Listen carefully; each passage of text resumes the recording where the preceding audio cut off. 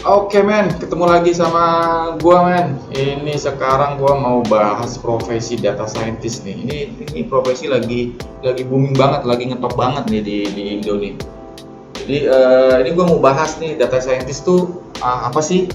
Nah ini dikasih tahu nih ada satu website yang bilang data scientist itu ya semacam data analis lah. Data analis yang jago banget ngumpulin data dan uh, presentasiin datanya itu. Nah, gaji mereka itu bisa sampai 2 miliar men setahun. 2 miliar setahun. Ente percaya nggak tuh 2 miliar setahun? Nah, sebelum lanjut men, tolong di subscribe dulu, pencet loncengnya biar gue juga semangat bikin videonya men. Oke men, thank you. Nah, 2 miliar setahun itu mana sih buktinya nih? Saya ada contoh nih dari salah satu website nih. Ini real nih, Paysafe ini real nih.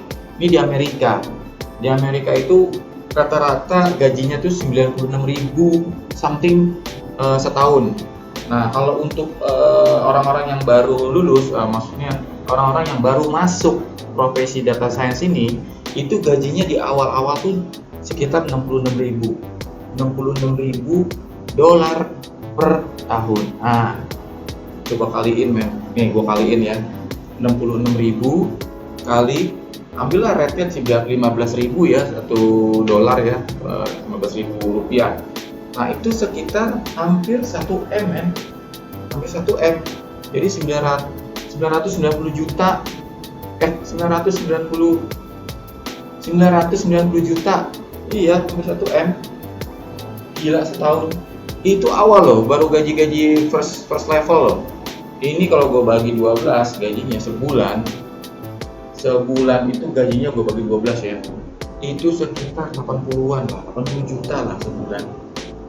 Gila men, gaji manajer aja lewat men. Ini first level loh, first grade yang baru masuk jadi data analis, jadi data scientist, kemudian gajinya segitu sebulan di Amerika ya. Tapi ya, nah kalau lu udah masuk bergelut sama data itu, kemudian lu punya experience dari situ, semakin tinggi gaji lu men. Jadi jenjang karirnya tuh jelas banget. Paling tinggi di Amerika, gaji tertinggi bukan gaji terakhir, gaji tertinggi untuk profesi data scientist itu di angka 134.000 dolar men. Itu dikali 15.000 ya, 2 miliar.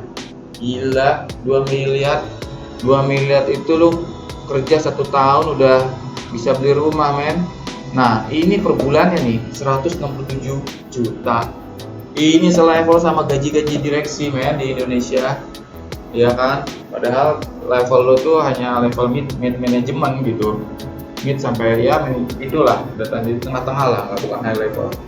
Nah ini aneh survei lagi nih, bukan survei, gaji yang udah real ada di Timur Tengah. Aneh contoh ambil Arab Saudi, ya kan? Gua ambil contoh di Arab Saudi. Nah Arab Saudi itu paling murah gajinya first entry itu sekitar 58.000 lah, 58.000 rial.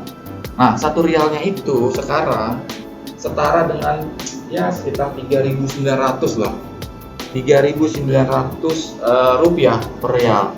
Itu kalau dikalikan, jadi gaji lu setahun itu dikonversi ke rupiah sekitar 226 juta setahun. Itu di luar bonus loh, ada bonus lagi loh. Nah 226 ini kalau dibagi 12, gaji lu rata-rata sebulan itu sekitar 18 jutaan lah, 19 juta lah. Karena kan terus naik turun, itu 19 juta itu buat first entry di Arab Saudi itu wah mantep banget men. Banyak lowongan di Arab Saudi. Ini gue sekarang lagi di Arab Saudi nih, banyak banget nih lowongan kayak gini nih. Nah terus sama mereka juga kalau udah punya pengalaman, terus pengalamannya itu dia jadi experience, gajinya naik terus men. Jelas ini jenjang karirnya. Maksimum gaji yang dibayarkan oleh perusahaan untuk ngegaji data scientist itu maksimum di Saudi Arabia tuh berdasarkan survei itu sekitar 318 ribuan maksimum setahun. Itu kalau dikali 3.900 tadi masih 1,2 men, 1,2 setahun. Lu bisa bangun rumah men, kerja setahun di sini, bisa bikin rumah men di sono.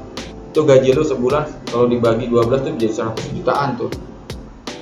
Gua nggak bohong, ini benar ya. Nah jadi menarik gitu loh, ini profesi lagi booming dan perusahaan banyak banget lagi butuh ini, terutama di negara-negara nggak maju ya. Nah, gue nggak tahu di Indonesia, gue belum survei sih di Indonesia gajinya seberapa, tapi belum banyak juga sih yang butuh di sana gitu. Tapi kalau di luar sini udah banyak banget yang butuh kan. Perusahaan-perusahaan gede itu dan datanya big, itu mereka butuh data scientist untuk mengolah data mereka. Nah, apa sih tugas data scientist itu? Apa sih dia misinya, tugasnya apa sih?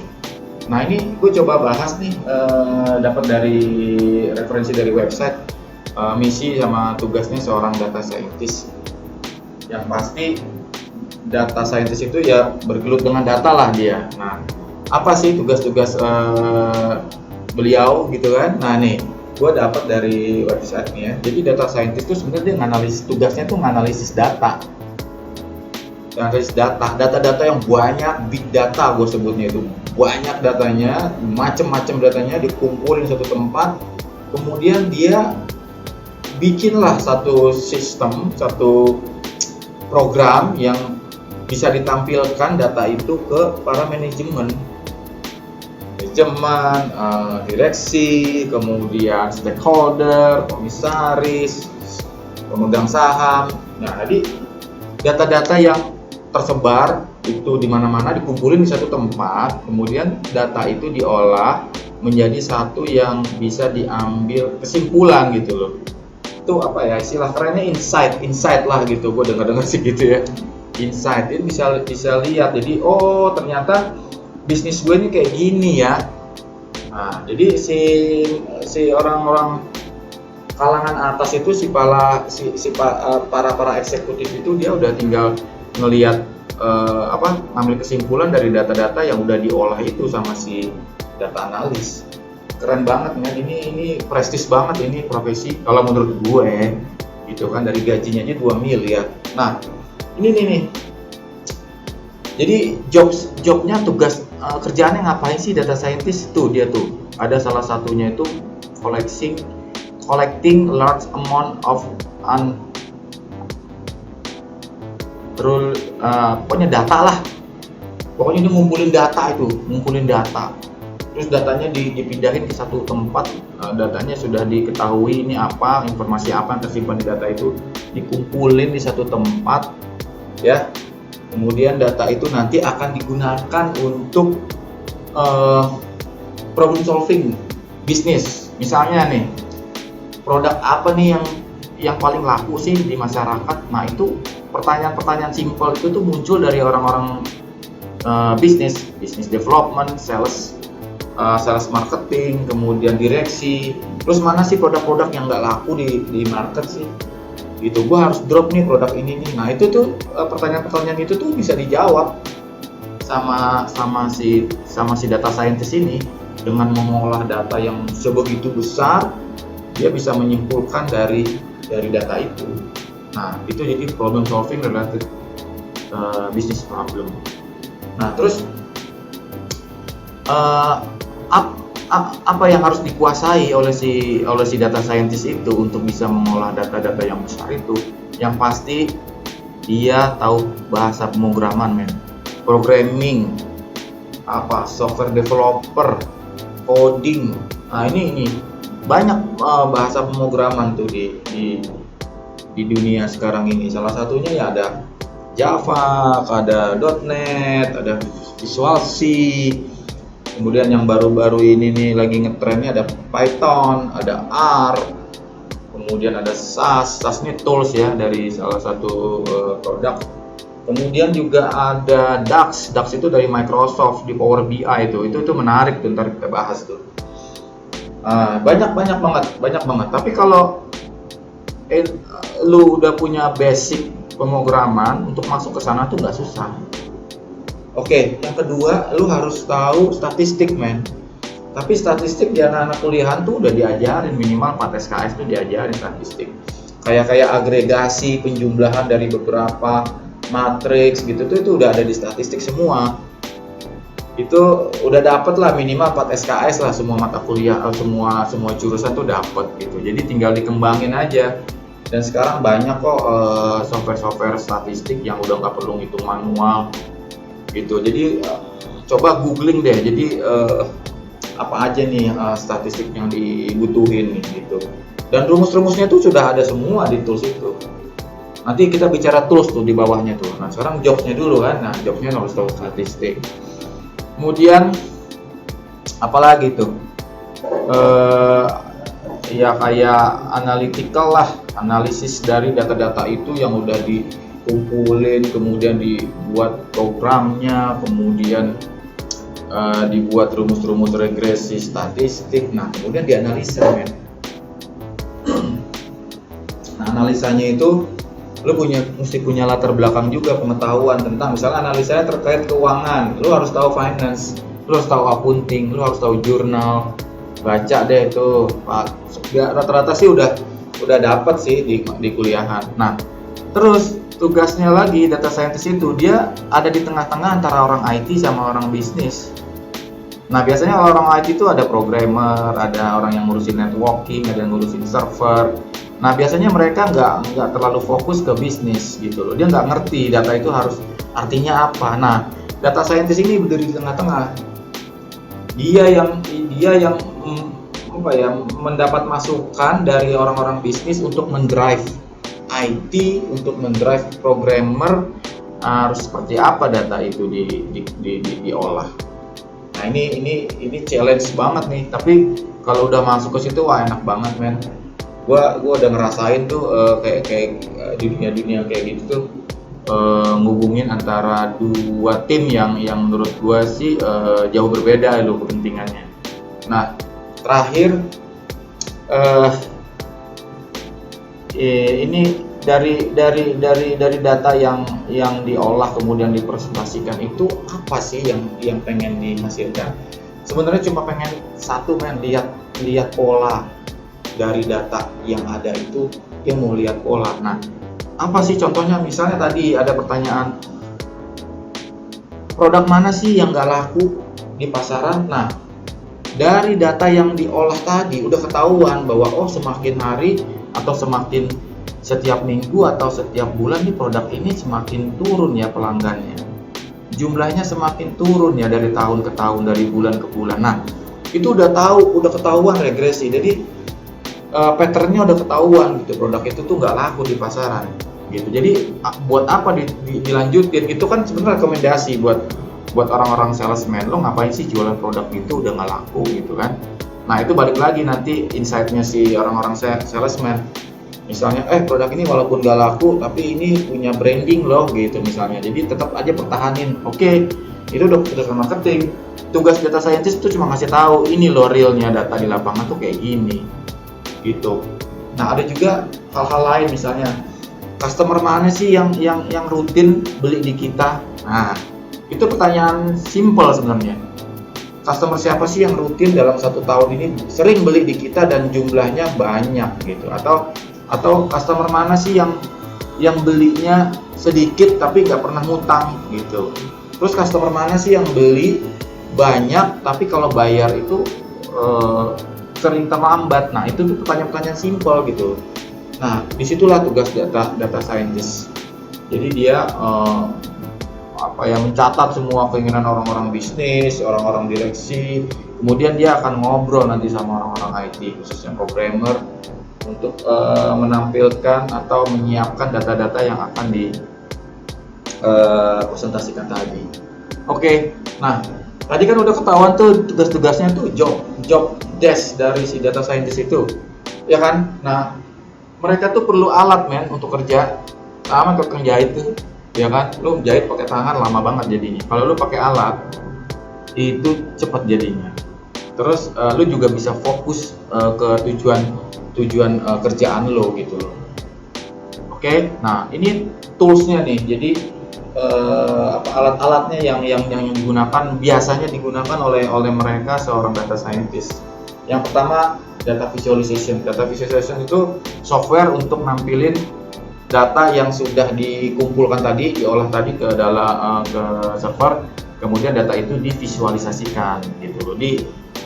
Dibentuk sedemikian tidak menjadi angka atau teks, tapi udah bentuk grafik, udah bentuknya table, udah bentuknya informatif lah.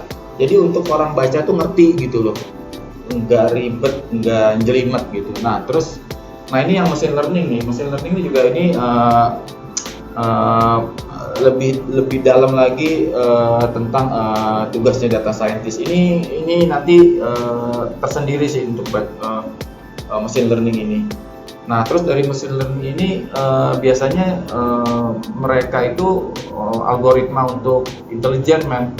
Ya misalnya lo buat deteksi wajah lo pakai misalnya gini, ada namanya face recognition, jadi pengenalan wajah gitu loh. Nah, jadi si pemilik wajah ini kalau lewat ke kamera itu udah ketahuan, oh si ini namanya A. Nah, itu. Si A ini seorang karyawan di perusahaan itu. Oh, oke, masuk dia hari ini. Nah, jadi itu semua udah sistem udah mesin yang nyatet. Misalnya saya udah masuk, kena ada CCTV, oh si A ada nih datang, terus catat itu sebagai absensi. Nah, itu salah satu implementasi dari machine learning tadi. Dia baca wajahnya. Kemudian ada juga deep learning. Deep learning itu belajar si mesin itu bisa mengolah analisa lebih jauh dengan metode algoritma yang tadi saya jabarkan.